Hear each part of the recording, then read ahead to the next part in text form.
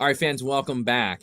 And if you've been with us for the first two, watch the previews in order. This is one where we are going to now talk a little bit more on the team aspect.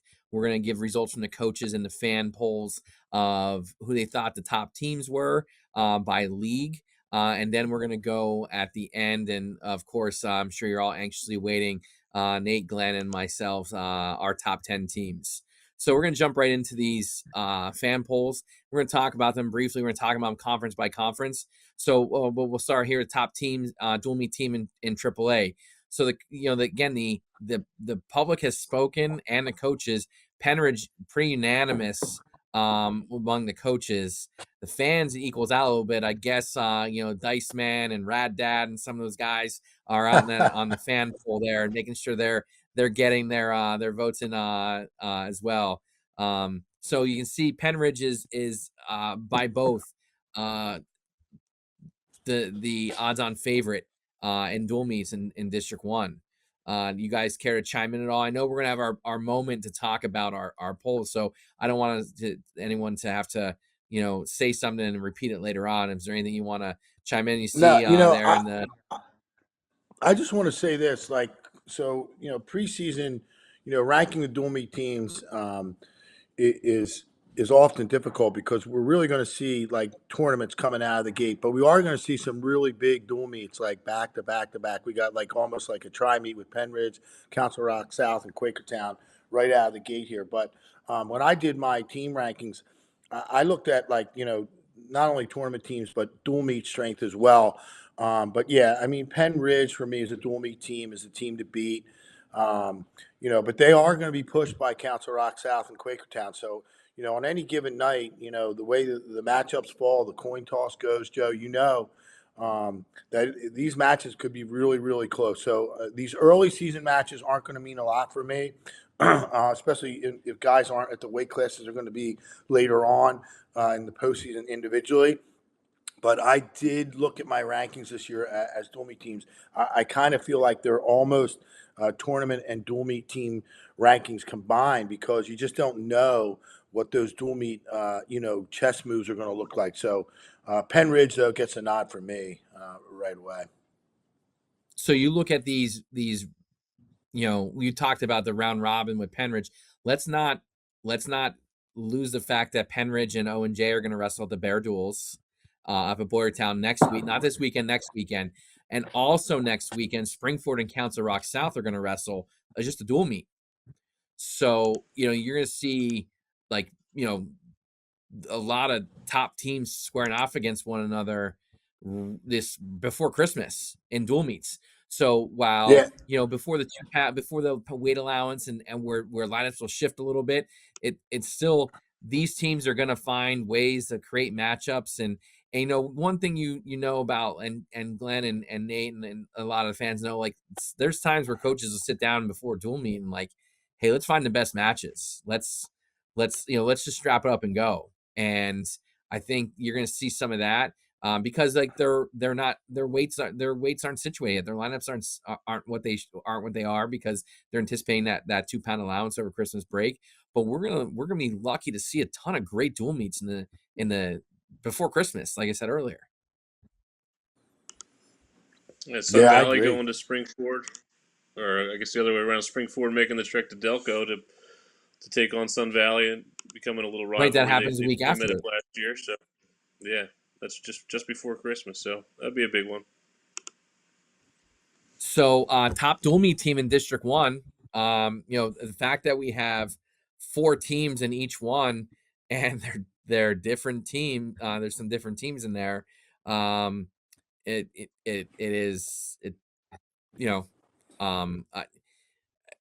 if I'm giving my personal opinion, I think there's one clear number 1 team in District 1, and it's Faith Christian.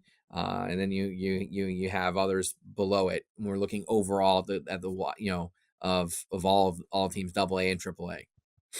No surprise here though. Maybe Downtown West being on that list is a bit of a surprise. I think Nate voted that one in. You'll see my list there. We keep it real. Yeah, I mean, Faith Christian clearly is, the team to beat, in AA and maybe in AAA as well. So, um, they're the clear number one. So we'll see, what happens. I don't know who's wrestling Faith. Council Rock North is wrestling Faith, I believe. Is Council Rock South wrestling them this year again or no?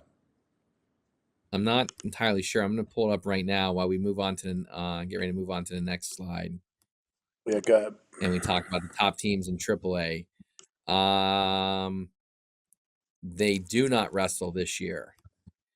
So, but as we move on next slide, we got the top team in AAA only. Coaches think it's Council Rock South. Fans think it's Quakertown. Top tournament team. Penridge is going to be there.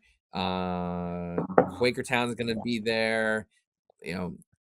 Owen J. Roberts got Owen J. Roberts has some top end talent. They need some of the other guys to step up to put keep their name in that race. Sun Valley's got a somewhat balanced lineup. Got some tough guys coming up as well in the pipeline. So will they be able to have the same success they had last year? No, but I think they're gonna be pretty tough a team. They're tough in the middle there. Getting hit hard by graduation, those upper weights. Chase Thompson and that not having the just horses at the top may hurt them from time to time, but they're balanced elsewhere. I got to talk to Coach Ellis the other day, and he's super excited about this year and moving into the future as well. But we don't want to put the wagon before the horse there. I don't know about you, Nate, but Nate, you've seen a lot of regional tournaments, and Joe, obviously, and Mike, we've seen a lot of regional finals. I think the top tournament team in AAA, it's going to come down to actual champions. All these teams are going to have guys wrestle back and go to states. Large groups of guys going to states from Council Rock, Penridge, Quakertown, even O and J.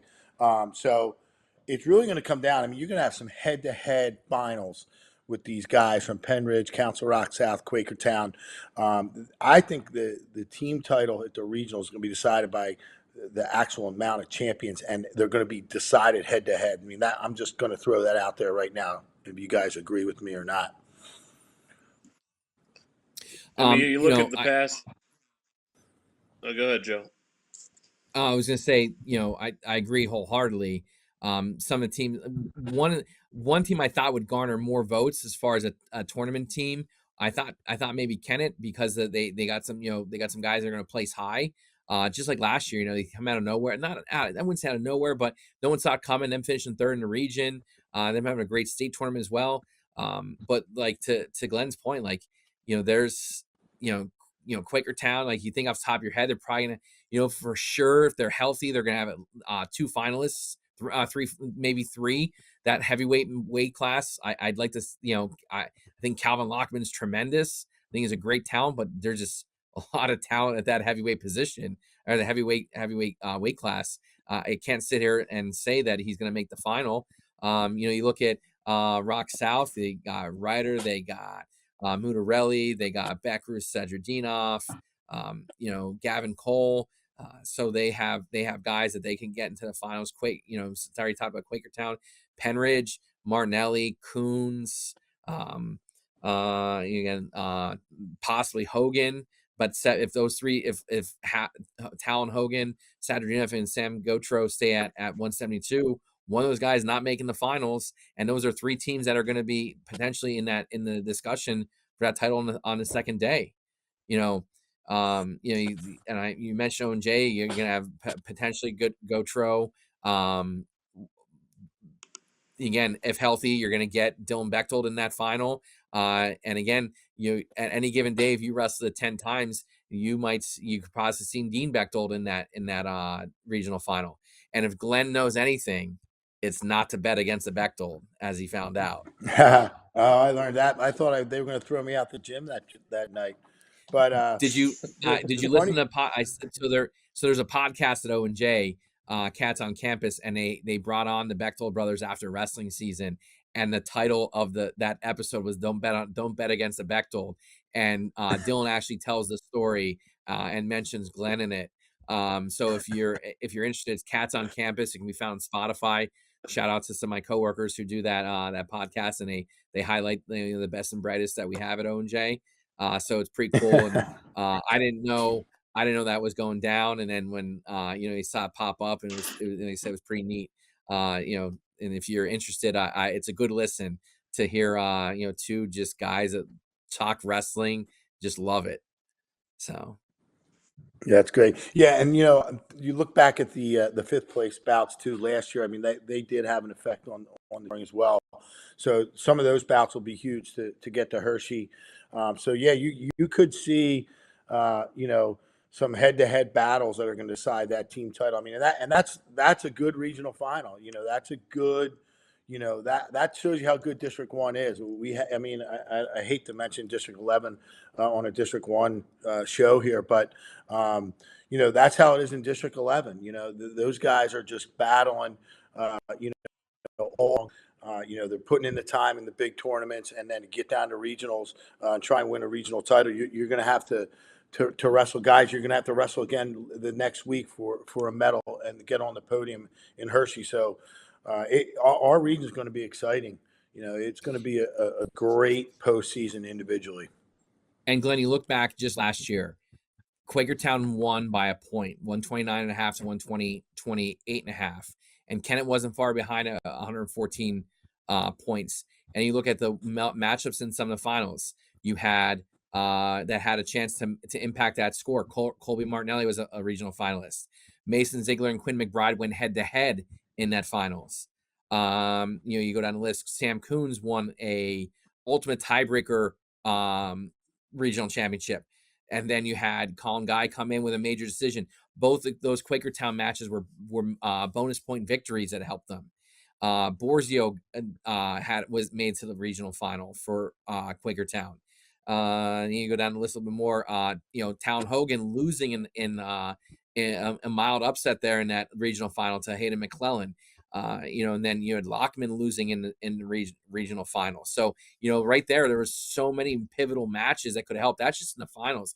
If you go down, and again, I could go down the list. I'm not going to bore anyone with it. You go back and look for yourself. There's so many pivotal matches in that final that were in that final round that were impactful to that team race. And, again, you bring it up. I think it's going to be just as close this year. On any given day or any given weekend, one team can get hot and the guy can outperform their seed. And, next thing you know, that team's in that race and that going to that final round. And that's what it's about. That's what, I'm super pumped to see is a regional championship that's not decided before it even starts, like it has been in some years back. And then like the guys from the Chessmont and other guys, just a single guy showing up out of nowhere and wrecking a bracket could have a big effect on this team race. So keep that in mind too. We've seen that over the years too. Somebody just shows up and decides they're going to win a regional final, and it could change a team score when it's that close. This is interesting. You guys know way more about wrestling than I do. Kind of looking at some of these schedules, Sun Valley had a rough district duels last year. Obviously a pretty high seeding and didn't come through on that. You're looking at their schedule; they have 5 dual meet tournaments this year and only 1 individual tournament. And then you look at teams like Downingtown West, Council Rock South, who kind of load up on those individual tournaments, try to get the most challenge for their wrestlers, and obviously kind of stay away from some of the dual tournaments. It's interesting. I don't know what your take is on how you kind of grind and make yourself one of those teams that's something to deal with. District duels, late in district duels, and even into the regionals. But teams taking different strategies to get there. Be interesting to see how Sun Valley kind of navigates this season. With all those dual tournaments, obviously getting a lot of matches for all their kids, but maybe not the highest level matchups that some of the other teams in District 1 get. Yeah, I mean, I'll just say something about that with the schedule. Happer Horseman went a totally different route this year because they had been focusing in on dual meets, dual meet tournaments and dual meets for a little bit. And they completely changed their schedule this year and went all, individual tournaments, only really wrestling dual meets in-house in the Suburban 1, and then wrestling in the Whippet, duel at the end of the season. So I think for them, like a team like that with talented kids, um, not only young guys, but some older guys that are experienced, it makes sense to get ready. Sun Valley probably should have went the other way. They should have went the Happer Horsham way and maybe added some of these bigger tournaments. I mean, Council Rock North is kind of old. They've set the bar for attending, big tournaments. And Council Rock South obviously followed. I mean, used to be Council Rock, but North still does the biggies. And I think there's something to be said about that. I mean, you look at the individuals for Council Rock North; those guys are prepared for the postseason, and it's indicative of the rankings this year and their success. I believe an individual tournament schedule with some high end tournaments and some even mid level tournaments are good because kids get a chance to wrestle back. They get good losses. I don't think there's whatever you want to call it maybe, but just get the experience of the high level matches is what's really important for me as a coach. That was always important. When I got my chance to get into the King of the Mountain and go to Escape to the Rock as a coach with my teams, I did that and I stayed at those tournaments as long as I could. So I think it makes a big difference. And I know Joe agrees with me too, because look at the Bechtels. I mean, they go out and wrestle. Go out at Fargo. You got to go to the big stuff. You have to do it to get high on the podium in Hershey. So we'll see. Sun Valley, last year, they kind of disappointed in the postseason. I don't know if that was the schedule. We always talk about strength of schedule. So we'll see. I mean, it's important. I think scheduling is important. I think your team, you have to build a schedule around a team. So we'll see what happens, but it's going to be interesting. Glenn, I agree with what you said, but I'll say this too. Like every, what maybe not necessarily what we think is the right way, and I'm sure every coach has their reason for scheduling what they schedule. If you think you have a better dual meet team, you're going to lean towards maybe more dual meets. And at some point, like you're guaranteeing more matches at dual meet tournament than you are at an individual tournament. Like there's no mistake about that. I know my personal opinion kind of reflects yours. It's you get in the toughest tournaments you can, that where you can compete, and you normalize. And I don't want to. I'm going to kind of echo something that was said last year when I think we interviewed Coach Coons from Penridge. Like you want to normalize competition. You want to know, if your goal is to get on the podium at Hershey, then going to tournaments and big tournaments is going to help you and prepare you for that. The grind of those big tournaments is similar to that of Hershey, and there's razor thin margins for error. And if you can get in those situations as many times as possible, you start to create that mindset of competing in those situations, and it becomes a little bit more normal. You don't get swallowed up. You don't have the kid that goes to Hershey and they see the lights for the first time and 6 mats and all the best wrestlers in the state and some of the best wrestlers in the country, and you don't get overwhelmed by it because you've seen it before, just in a different location. So I am, like you said, a huge fan of the individual tournament. Not that I'm sidestepping or think that dual meet tournaments are important, because they do serve their purpose, especially in those programs that are still on their way up and building. You need guaranteed matches for kids to help with that development. And it gives you also an opportunity to like go out and not with a little bit, maybe less of a pressure situation, because you are in that team setting. So there's different schools of thought to it. I'm not saying mine is the right one. I'm just giving you my 2 cents. I know, like I said, it kind of echoes in yours, Glenn. And you brought up Happer. I'm glad that they're going that route, because they do have some guys that have loftier goals and aspirations and talent, and that's going to serve them better by getting to in those situations. If not everyone can go to Escape the Rock, not everyone can go to King of the Mountain, not everyone can get into Trojan Wars, and that's an unfortunate thing. So you have to find that competition wherever you can get it, and sometimes that's what it comes down to, is like it's not for lack of not trying to go to those tournaments. Those tournaments are tough to get into, and they're not only tough to get into, they're tough to stay in, and beyond that. So there's a lot more that goes into it for the fans that don't complain like, oh, like why aren't these teams going to these tournaments? Like it's not easy. Like there's waiting lists on some of these tournaments that are like 10, 20, 30 teams long, and you're waiting to get the call that you got in.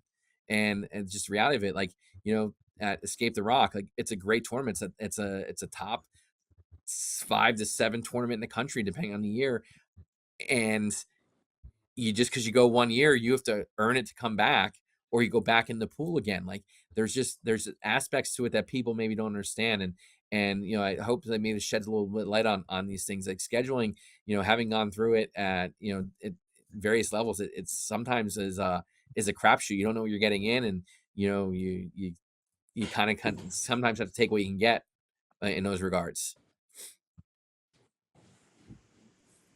So, Oh, Mike's still so with us there. yeah, he is. So we kind of went off on a tangent there more so than we should have, but I think we said some good stuff. So we're gonna move on here, and we're gonna go through our next graphic from the fan and coaches poll that we can touch on. Top tournament team in District 1. As we go to this one, no surprise here, Faith Christian. They're just gonna buzzsaw through a lot of the tournaments they're in this year. If you look, let me bring their schedule up momentarily, and they're, like I said, wrestling Wyoming Samurai. They're going to Ironman, and that's going to be a good test for a lot of their guys. But I fully anticipate them to be a high placing team there. They're going to Beast East. They were already a high placing team there, and I anticipate it happening again. They're going to be at Escape the Rock and the Coal Cracker. So there are a bunch of opportunities for their guys to just compete at the highest level. So when they get to the state tournament, it's not just another tournament, but it'll have that feeling to them. Yeah, I mean, there's no question. I mean, this is the most talented team here in District 1, AA and AAA. There's no question. I mean, this is an easy slide. Let's move on to Mike. You got the leagues, right? We're going to look at the leagues here. Central League. So I think the coaches might know something that the fans don't. That's totally upside down, isn't it? Nah, it's not bad. It certainly is. Strathaven kind of semi hit hard by graduation. With Faribault up top at heavyweight, and their 215 or their 89 pounder. They lost some guys of their returning regional place winners. I think they were all seniors. I'm not 100% certain that they had a couple guys, other guys make it to regionals. But again, the coaches have spoken. But then you look at Garnet Valley on the fan side, and Garnet Valley is always tough. If we've learned anything over the years, Garnet Valley always puts a good product on the mat. I don't know what you think, Nate. That's kind of down near your coverage area, near your wheelhouse. Yeah, I mean, you'll see my top 10 later. I trended towards Garnet Valley. I think they're just one of those teams when push comes to shove, you just trust them that they're gonna peak at the right time and they're gonna come through and not necessarily win the district all the time, but they've had some of the more exciting moments of District 1 duels in the last decade or so. They always seem to kind of match up with O&J for some fireworks, but. Yeah, obviously, I think Garnet Valley, they surprised some people last year just getting a couple freshmen to regionals, and they always seem to have a couple kids you never heard of, and then by March, by mid-February, all of a sudden they're household names. So, yeah, I don't know a ton about Strathaven. Obviously, Conestoga definitely has some good kids in the lightweights. I'm not sure that they have enough up top to make a run as a team, but they definitely have some kids worth noting. And yeah, I think the Central League looks like it probably will be competitive because I don't think there's that one team that's going to dominate this year. So, All right, Mike. I think we can move on. So here's the Chessmont, the American International. Coaches are on for Sun Valley, and I can see why. They return a lot of talent. While Kennett has a really nice team, in my opinion, I think that they're more of a tournament team, more so than Sun Valley is. And the fans are pretty split even on that. It looks like the coaches, I'm not saying the coaches know more, but a little bit more distance between the two. Then we got the National, Downingtown West. I think is also the best team in the national. Yeah, I think Downingtown has the advantage just with the turnover and coaches at the two Westchester schools. West has a lot of firepower down low, and they got Troy Mack up top to kind of score points in bunches. Depending on the matchup. I think the American division a little bit more compelling. Obviously, Sun Valley has been the team to beat the last few years. I think they just have a couple more kids than Kennett does. Kennett doesn't have a full lineup, and they always seem to get caught with the injury bug at some point. So just the lack of depth is going to hurt Kennett. Oxford is one of those teams that's kind of on the rise. I don't think they're there ready to compete yet, but they, as we talked about in the top incoming freshmen, they got two studs coming up. They got a lot of kids back, not too many seniors. So I think maybe next year we're talking about Oxford maybe making a run to the top 10 team potentially, but I think they're still a year away.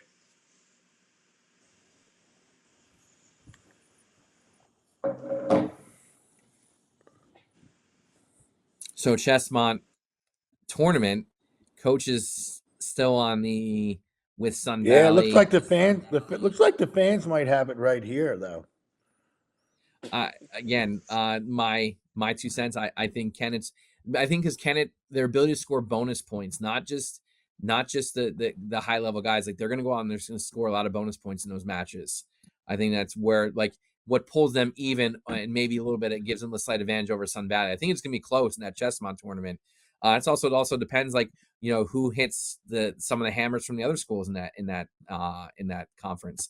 So there's a lot of variables to this conversation, but I think the Kennett's ability to score bonus points will be what keeps them close, if not propels them to the win in this in the tournament. Yeah, I agree. I saw Kennett wrestle up at the Coal Cracker last year. I was so impressed with the way they go out and get bonus points, and they love the big match too. They're individuals.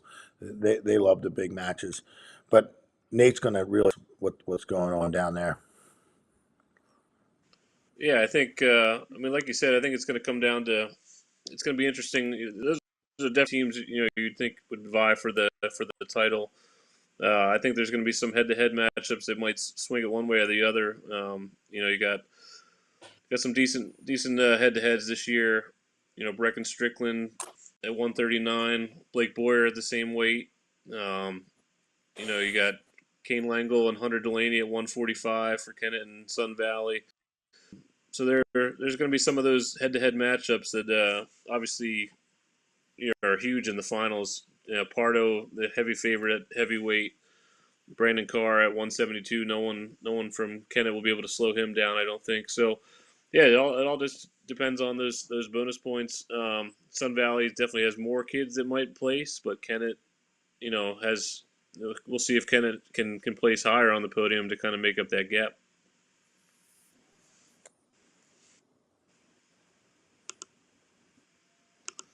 Del Val pretty unanimous, both signed with Interboro. For the past couple of years, Interboro has been the class of the Del Val. The other schools have had individual talent, as we've seen. Chichester, Blake Bryant, Penwood got some return regional qualifiers this year. But Interboro has been head and shoulders the best team in that league. Be able to put full line together with talented wrestlers. They've had a pretty nice run of talented guys coming through. Yeah, I mean, it's a no-brainer. I get to see these guys in our district, and Interboro's program is solid. And they're just hard-nosed kids. I mean, it's kind of a runaway, at least the last couple years, maybe even the last 5 years straight. I mean, they probably won that thing. Well, I know you guys have something planned for December 6th. I think it's one of the big Penridge and Council Rock South or whatever it was. But Sun Valley traveling to Interboro on December 6th. I mean, that's a cultural experience. I don't know how you guys turn that down. Been to Interboro before. Let's blame Mike on that one. He doesn't want to travel down there too far. Nobody wants to travel down there, but they need to. That'll be a good one. All right, moving on to the pack. It's again, a lot of discrepancy here. A lot of the coaches going way of Owen J. Roberts. And I don't know. I don't know. The pack is kind of, they do things differently. They have the dual meets on the regular season and then tournaments, and they decide to champ based upon that. There's like a point system. So, I think Springford just finds guys. I think we've all seen it over the years. Just find more guys. And Nate, what was your quote today about Springford and the last name Smith? Oh yeah, they're They not need at going to get least their they're three. not going to hit their two Smith quota this year, but somehow they'll find some other guys in there. So With having 56 guys on their roster currently. So that Springford program just churns out wrestlers, and they're not always, and every so often they come with a few guys that are high level and sprinkle in with guys that are just tough as nails and go out and just they don't give up anything. I think they're going to be tough again. They got talented guys. You can never count Boyertown out. They always find a way to. Tony Haley and all the guys, John Cooley, all the guys on that staff, they do a tremendous job. John Nyman, I know I'm forgetting guys, and I'm sorry I didn't name all of you right off the cuff, but they do a tremendous job of developing guys as the season goes on. And if we've seen anything if we remember the last few years, and I didn't look at the schedules that closely, but after district duels placements, I think the last 2, maybe 3 seasons, Boyertown O&J wrestled after the seeds already came out. So like you see, like maybe where one got seed higher than the other, and then the other one turns around and beats them. It's just the way it is, because it's just such a good rivalry too. Teams just the Boyertown teams have always gotten better as the season's gone on.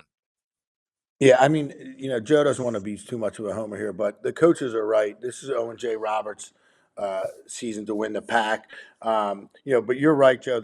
The Pac-10 is very competitive. I mean, Owen J. Roberts, Boyertown, Springford have always been those top 3 teams. Upper Perk used to be in the mix back in the day, but Perk Valley's kind of gotten ahead of them a little bit. But this year, for me, watching Owen J, getting to see him in the dual meet last year, and then obviously in the postseason, it's Owen J. Roberts this year in the pack. I think they're going to be the top dog there.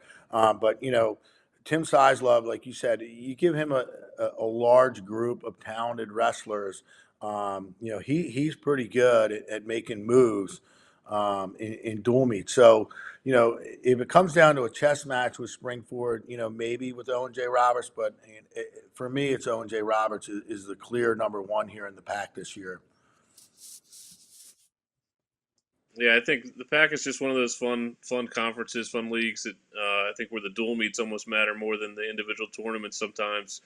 Just with the way the pack's been built the last few years, oftentimes the league finals, there's a lot of mismatches, but I think the dual meets are always fun. Under the spotlights at these certain gyms, it always seems a little rowdy, and you just have a lot of kids that are tough nosed. They battle. From Owen J, Boyertown, Springford, now Perk Valley the last few years. You just get some really compelling dual meets that obviously I'm stuck here in the Chesmont, and there's not a lot of great dual meets down here. So sometimes I get jealous of those packed dual meets where you got packed gyms and spotlights and kids screaming, and it's often a pretty compelling dual meet.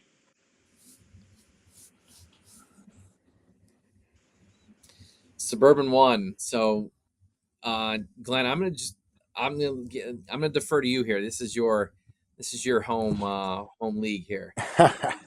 Yeah, I mean, obviously in the Colonial, it's a no-brainer with Penn Ridge. So I don't think that Central Bucks Is it East really a and no-brainer? You got someone voting. You got a coach voting for Souderton. uh, I don't think it's a no-brainer. If A well, it was no-brainer. a no-brainer, it would be all of them. all right, so it's almost a no-brainer with Penn Ridge here. But Central Bucks East has been very competitive. North Penn in the past, but Central Bucks South, was on the rise here last year. They had a great season, but I don't think they can go with Penn Ridge in this dual meet schedule. So Penn Ridge easy here. This Freedom Division last year was completely upside down. This is anyone's to win. William Tennant's on the rise. They got numbers. They're well coached. I wouldn't be surprised if they're battling for the title here. But This one's up for grabs. So you can see it's pretty close. The fans, obviously, more on the Upper Moreland side, and the coaches with Cheltenham. But this is anybody's to win. I couldn't even pick a winner here. I think on any given night, Springfield, Williamstown, Upper Moreland, Cheltenham can beat one another. Lower Moreland, I think, is the low man on the totem pole here. But this one's up for grabs. I call it. Interesting. You look at the returning regional qualifiers. Cheltenham has 5 returning regional qualifiers. Maybe something surprising that kind of stands out from that list that Mike always makes. So Yeah, That's like I said, Rob Lennick. Cheltenham really. Go ahead. I was going to say, shout out Rob Wennick, former Pottsgrove coach down there, took over the program at Cheltenham a couple years ago, and has definitely has it going in the right direction. Oh yeah, he completely revived the program, and like I said, like last year they just wrestled really really well all year long. Plus, especially in the postseason, he had them primed. You guys weren't down there at the districts down at Interbo last year, but that was a war down there. And Cheltenham's kids are wrestling really really well under his leadership. So yeah, I'd give them the nod, but this one's up for grabs.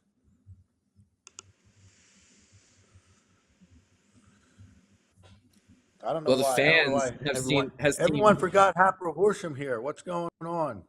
the fans have got it right in the Liberty. Again, Coach putting Abington out there. Wow, bold move, Cotton.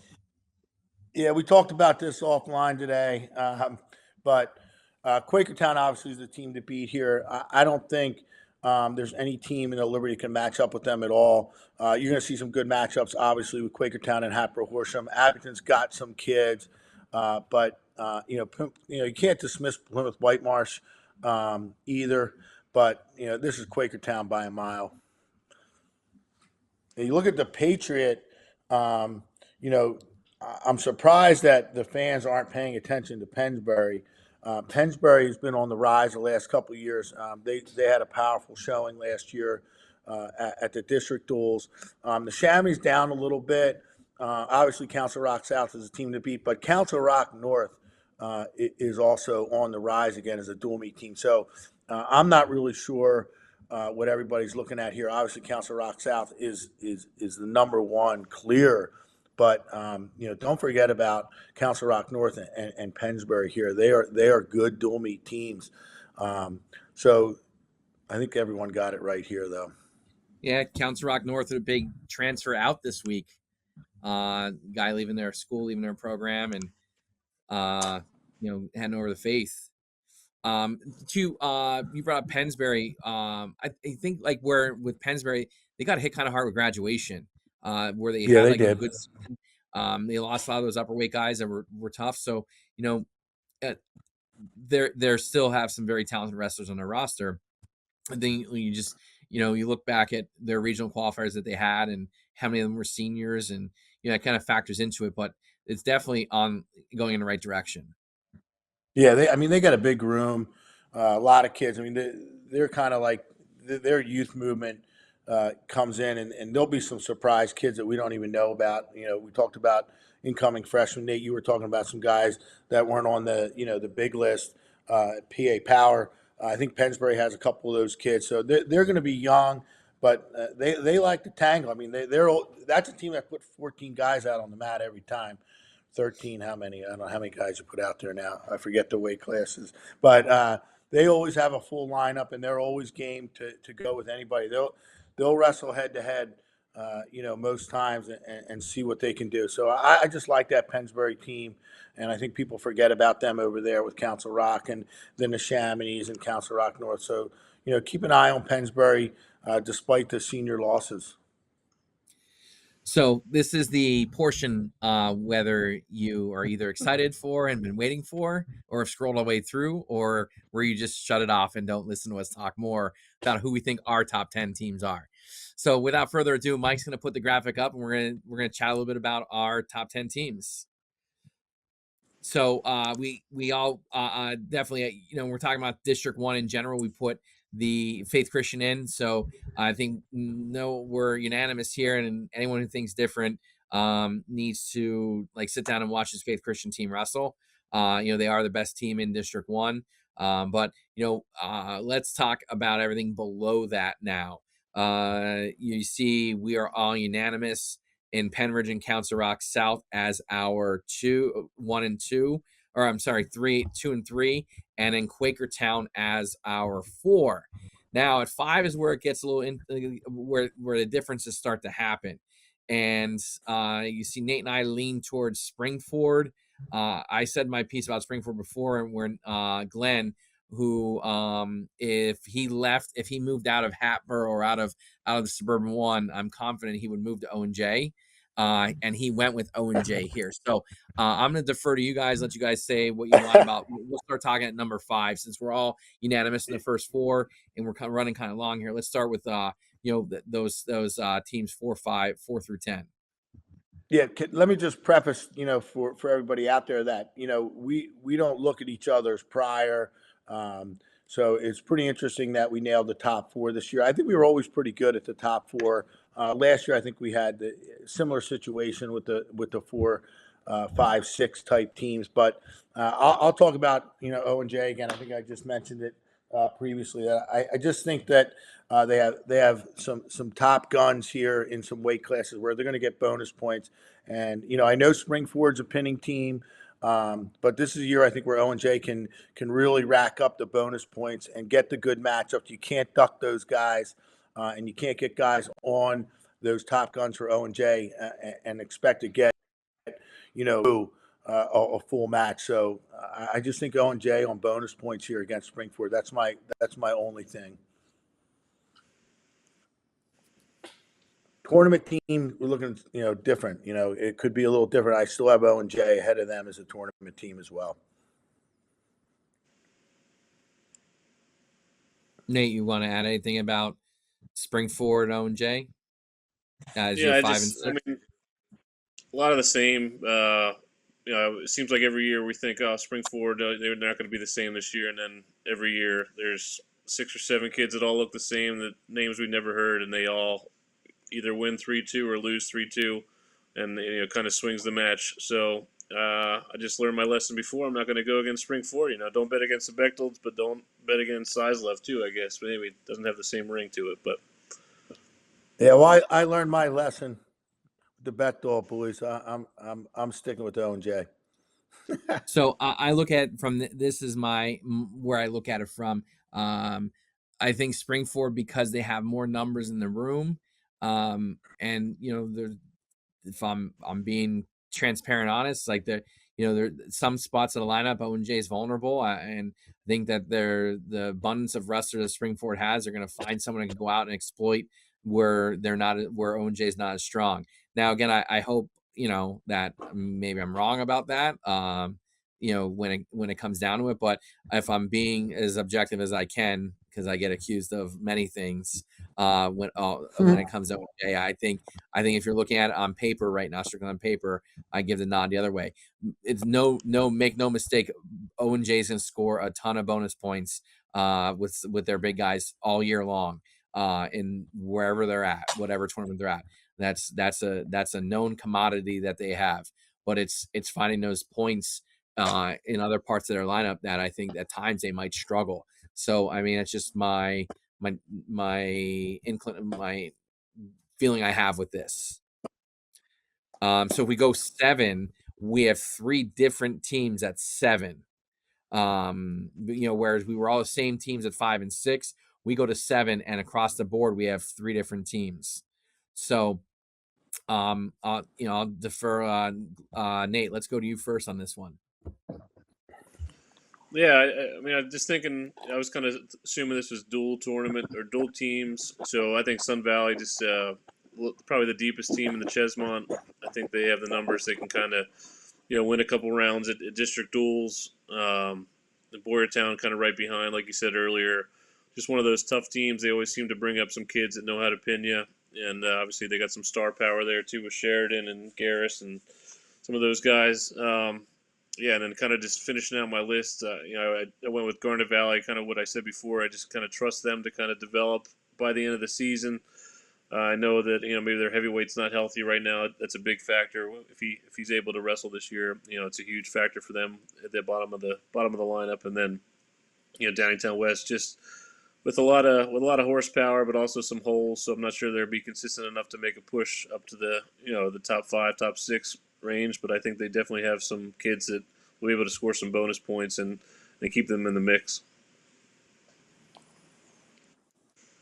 I went with Kennett 7. I think by the end of the year, they're going to sort some things out. And whereas I looked at just like top teams overall, I think at the end of it, I factored the you know, I think, like I said, Kennett gets where they need to be at the end of the season as a dual meet team and as a tournament team. That I think, while Sun Valley, to Nate's point, is very balanced within the Chestmont, Kennett can throw the bonus points on the board, and I think they do that at a higher rate than Sun Valley will, and where they match up in those tough matchups. Right now on paper, I give the nod to Kennett. So where Sun Valley would score points on other teams, they won't score them on Kennett. So I go Kennett there, Sun Valley right after that, and then Downingtown West after that. And I put Boyertown 10. I like I said, I don't bet against Boyertown. I think they're definitely a top 10 team. They might end up higher than that when it's all said and done. If you talk to Tony Haley, which I have not, he'll tell you that they're not, that they don't belong there. But I think deep down he knows, and he's got some talent in his room day in and day out. Glenn, how about you? You finish out your 7 through 10 for us. Yeah, so just obviously I have Boyertown at 7. You can see my trend here. Obviously with the Suburban One League teams. I mean, they are probably the clear cut top 3 here in AAA. But I always put Boyertown in this mix with O&J and Springford because you just don't know in that Pac-10 on any given night somebody's out, somebody's hurt, somebody's sick, somebody's ineligible, and anyone could beat anyone in that league on any given night. So that's why I have Boyertown at 7. I did not omit Sun Valley and Downingtown West. I thought we were going 12 deep. And with Faith up top as a double A team, and I did have Downingtown West and Sun Valley there in the 11-12. I'm just not a big believer in Sun Valley after last year. I thought that was their team, that was their chance, that was their year. They did not get it done. Hapro Horsham, again, when I looked at this top teams, I know we're talking about dual meet teams, but they're not going to have a big chance to show their dual meet team. But as an individual tournament team, I think Hapro Horsham is going to be very solid. And I did think Council Rock North, minus their one wrestler, that I was unaware of. I think that they're back as a dual meet team. I think they're on the rise. Their numbers are good. Their talent level is high. You cannot rule them out against any of these teams. Below the top 6. I think that Council Rock North could go with them. Pennsbury, again, just a solid dual meet team. Their numbers are so good. They're kind of like Springford in the sense that you don't know who they are, but they're out there on the map, but they're just grinding, close matches. They'll get bonus points on you when you don't expect it. They'll get an upset win. They're a dangerous dual meet team still. And Downingtown West, again, they should always be in the top 10 until proven otherwise. I did take them out, a little bit of homerism here with the Hatters in there, the Wrestling Warriors for you, Nate. But anyway, again, Sun Valley, they'll be in the mix. I just don't know. And I had Kennett in there as well. But again, I don't know how good of a dual meet team they are. Obviously, as an individual tournament team, they're very solid, and they're going to score a lot of points and be in the team hunt all the time with their big guns. So, I think we all have the same grouping through that top 12 in AAA, and obviously with Faith up top. But yeah, it's going to be great. I mean, we're going to know right away what it's going to look like with Penridge, Council Rock South, and Quakertown up top. But the lineups will look different after Christmas, and that's it's so hard to pick these things in the preseason, especially the top 10. Or if we're going to go take this thing out for the dual meet, district dual seating, it's too early to even think about what teams' lineups look like when we get to that point in the season. So, No slight to any team here, but we got a good group here, and I think we got all the teams, that are going to be right there come the end of the season. Here's what I learned about your list, Glenn. You don't like the Chessmont. That's what I learned. So, Nate, That's no, not no, true. Kenneth. Yeah, you're the voice of the No, he Chessmont. had No, Kennett in there. Kenneth. No. He had Kennett. Mike shared Nate's 12. We went 12, 13 deep, Joe. I didn't see Kenneth on the screen. That's all I'm saying. I Yeah, didn't I see mean, Kenneth. I think for a dual meet, the dual meet realm, I just don't trust Kennett at this point. They've obviously have some really good individuals, but the last few years they one and done in the district duels. It always seems like they get a misfortunate injury. They just don't have the depth. They're always giving up a forfeit or two too. So I mean, if you start the dual meet down, 12-0, no matter how many horses you got, it's a little hard to overcome. A tournament Nate team for giving sure, they're a top 10 team, but probably top Nate five giving team Kenneth in a tournament some team. bulletin board material there. Well, He's not hey, getting any free mushrooms truth is the soon, is he? truth. Individually, tournament team, obviously they proved that they were a top three team in the region last year. I think they'll be top five in a lot of tournaments they go to, and I think that's where they make their money, so to speak. But from a dual meet standpoint, yeah, it's just a numbers game, and they struggle with that. So not a knock on the kids, it's just more a knock on the numbers. Gotcha. So we're hovering around like 50-ish minutes right now, just over 50 minutes. I don't think we anticipate going this long. I don't think we ever do. Luckily, we broke it up into 3 videos for you fans, so that you can kind of like digest it in parts rather than a whole. And we've all said it some way, shape, or form in that this season, if knock on wood, our guys stay healthy. District 1 is going to have, I don't want to call it maybe a banner year, but with how young we are, mixed with the older talent, like we're definitely trending in the right direction. A lot, I see more now than ever. A lot of our guys are, whether even if they're multi-sport athletes, they're still finding time to go to clubs and wrestle and get more experience, and it's catching us up with the rest of the state. We're not there yet, but I do think like as a whole, District 1, the Southeast region is moving in the right direction. To where we can compete on a more regular basis, and I think this will be a year that further puts us in that direction. Yeah, I agree, Joe, with the off season stuff. Getting the national exposure. I think District 1 is always been a little bit behind the West and Central PA, and obviously the Lehigh Valley. But I've seen more and more names, in those national rankings at those national tournaments, Fargo, wherever it is, Super 32. It's just the number of entries that we have, not always the winners, and it's just the entries, and they're going up and up for District 1, and that really is going to pay off come Hershey time. When we get to March, that's when it really matters. And I think that time in and at the national level is going to count. I just think from a team wise too, I think Penn Ridge had 9 kids coming back that made regionals last year. Council Rock South had 7 kids coming back from regionals. Obviously Mutarelli's eligible for the postseason. I think those are 2 teams that I don't know they contend for a state duels title, but I think they certainly in the mix to make it to Saturday and give District 1 a good run. And obviously Faith probably the favorite in 2A. So yeah, District 1 certainly getting a lot more love these days. So, with that being said, we're gonna call it quits here, and this weekend kicks off. Some of our teams are out at Cumberland Valley competing this weekend. Pottstown's holding their tournament, which it will showcase a lot of teams. Throughout District 1, Solanco Classic, Mule Classic, where Avon Grove, Kennett will be there. We'll get to see Spring Ford. Oxford, Pennsbury. What's that?